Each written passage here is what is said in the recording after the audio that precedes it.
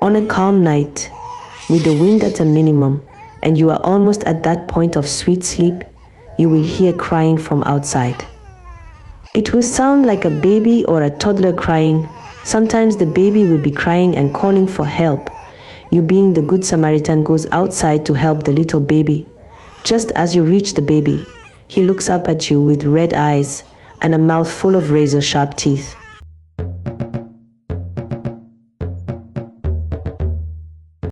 Once upon a time, it was a still, quiet night in Ogidi village, and Ayo was on the verge of sleep.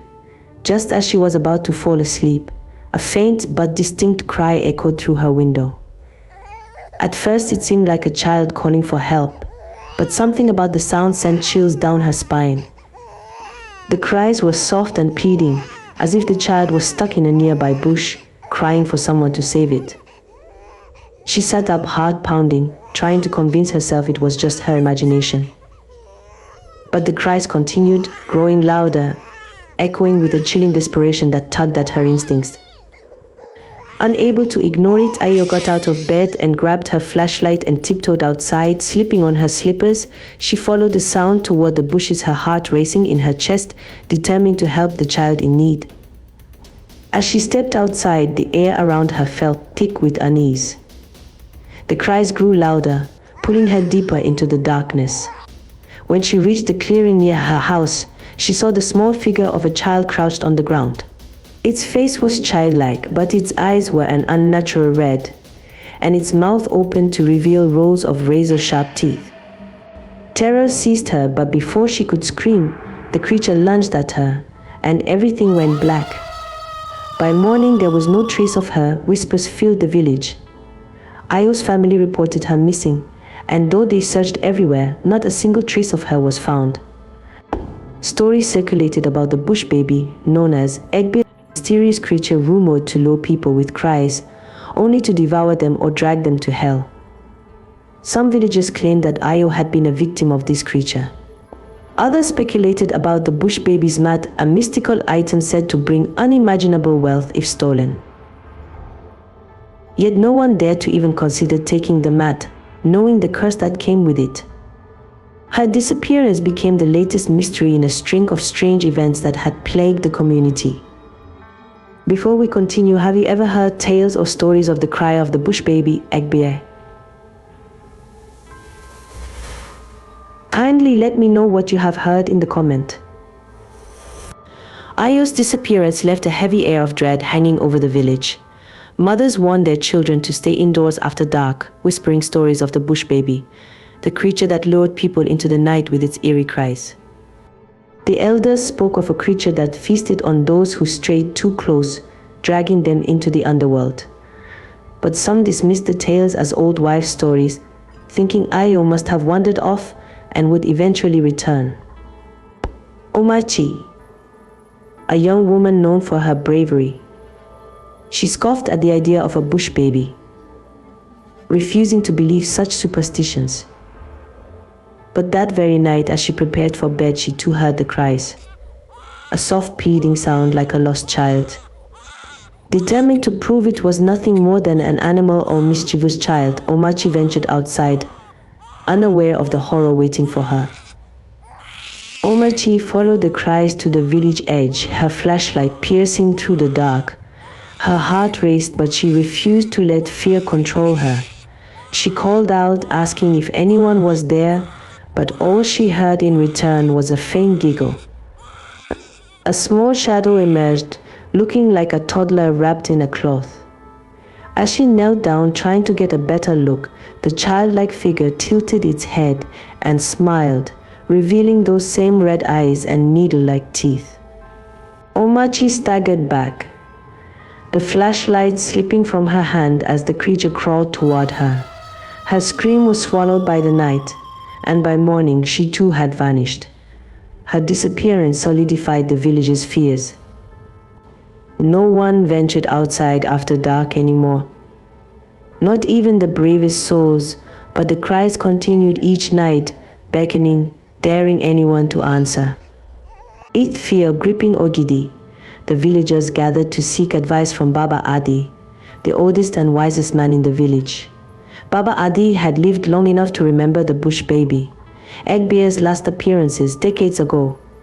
He told them of a creature that was neither human nor spirit, but a cursed being tied to dark magic, forever haunting those who dared to seek it out. If you hear its cry, ignore it. Do not let your curiosity doom you, he warned. He told them Egbere the bush baby was abandoned by his poor mother who couldn't feed herself, let alone a child, especially one like him, cursed with a hunchback and a twisted, gnome-like face. That Egbere's fate was sealed from the moment he was born. His father had denied him, and his mother wept at the sight of him. She could not stomach the thought of the malformed creature sucking from her breast, and its relentless cries gnawed at her sanity. So one night she crept into the forest and laid him down to a tree that stood alone at the forest heart with a mat. "You are ugly," she whispered, her voice brittle with exhaustion and despair. "You eat too much and you cry too much. You are nothing but bad luck." She stared into his pleading eyes, and when he cried once more, she took it as confirmation that she was doing the right thing. Without another word, she turned her back on him, leaving the baby, the lantern, and the mat behind. Days later, her body was discovered near the forest, her face clawed beyond recognition by a wild cat.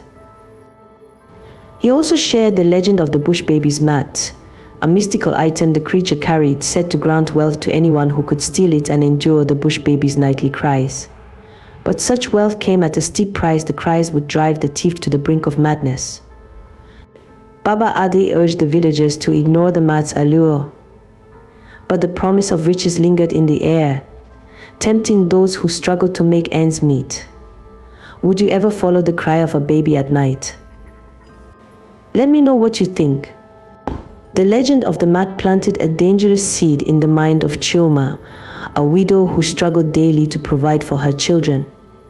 Life had been hard since her husband's passing, and the responsibility of raising her 3 children alone weighed on her. She dreamed of a better life, of escaping the poverty that had plagued her since her husband's death. Night after night, as the bush baby's cries echoed outside her window, she wrestled with the temptation to seek the mat. After all, what harm could one attempt to bring? One fateful night, Choma's desperation won out. She snuck out of her hut, following the cries to the village outskirts where the creature lurked. Her hands trembled as she reached for the mat lying beside the bush baby. Just as she grabbed it, the creature's eyes snapped open, filled with rage and sorrow. Choma sprinted home. She ran with all her strength, clutching the mat. But she could already hear the creature's mournful cries following her. From that night on, Choma's home became a prison of sound. The bush baby appeared outside her window each night, wailing, begging for its mat. "Please, return my mat," it sobbed, its voice filled with both sorrow and fury. The cries pierced through every corner of her house, leaving her unable to sleep, unable to escape the torment. Her children grew frightened of her, begging her to return the mat, but she clung to it, convinced the wealth was worth the suffering. As days passed, Choma began to see changes. Her life began to change in ways she hadn't expected.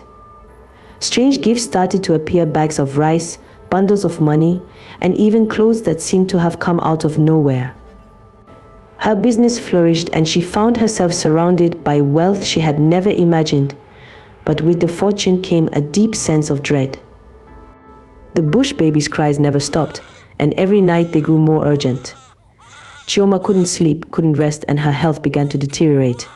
Her friends and family noticed the toll it was taking on her, but she remained silent, unwilling to return the mat. Yet the cries grew louder, more insistent, and her once hopeful heart began to crack under the weight of guilt and fear. The mat's promise of riches was becoming a curse. As the days turned into weeks, Choma became more isolated.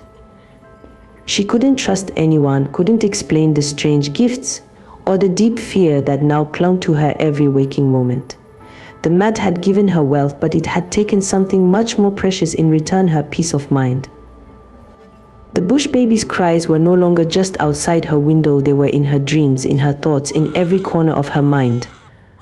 Choma knew she had to make a choice, but the fear of losing everything she had gained kept her trapped in her own home. The cries wore down Choma's spirit, and she became a shadow of herself, her eyes sunken and haunted. Every night, the bush baby's sobs chipped away at her sanity, until she could hardly distinguish reality from nightmare. She heard the creature's voice in her mind, begging, demanding, haunting her with its tormented whispers. Her children avoided her, frightened by the wild look in her eyes as she muttered to herself, begging for silence.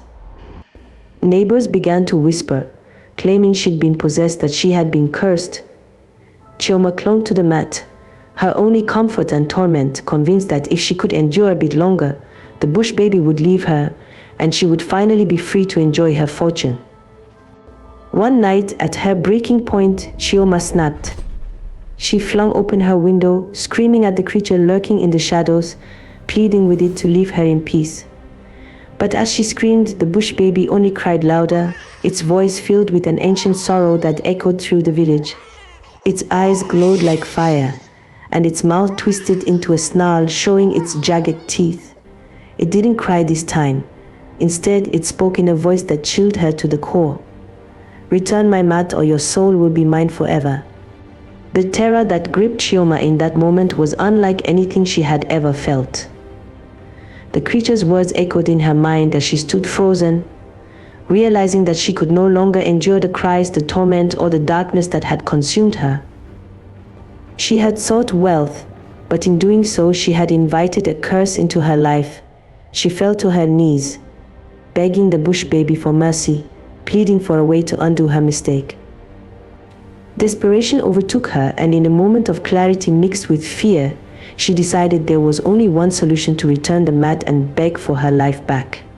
With trembling hands, Choma carried the mat back to the place where she had first encountered the bush baby, her heart pounding with fear and regret. The creature was waiting for her, crouched beneath the moonlight, its red eyes glistening with tears. Slowly, she placed the mat at its feet, bowing her head and whispering her apologies. The bush baby's cries softened, and it looked at her with a mixture of sadness and pity. As Choma turned to leave, feeling a strange weight lifted, she heard the bush baby's voice one last time. "Greed has a cost," it whispered.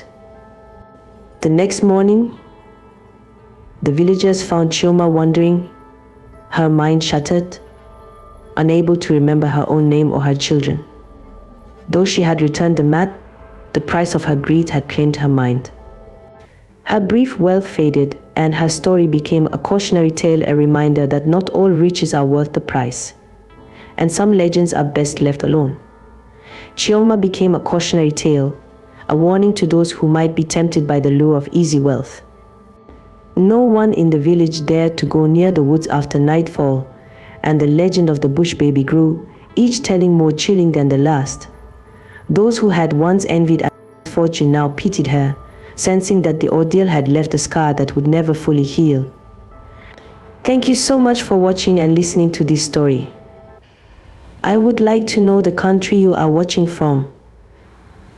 Please write the name of your country in the comments section.